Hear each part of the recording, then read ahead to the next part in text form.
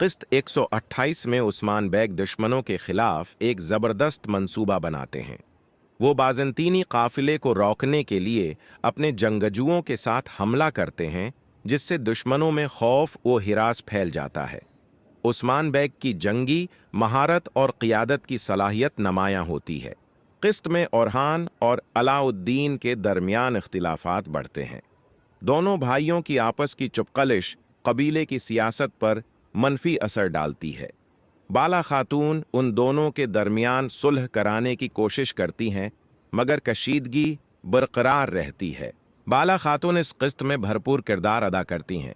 वो कबीले के मामलात संभालती हैं और अपने बेटों के दरमियान पैदा होने वाले इख्तिलाफात ख़त्म करने के लिए मुदाखलत करती हैं। जल्लादियुस और सूफिया उस्मान बेग के खिलाफ साजिशें करते हैं, मगर उस्मान उनकी हर चाल को नाकाम बना देते हैं।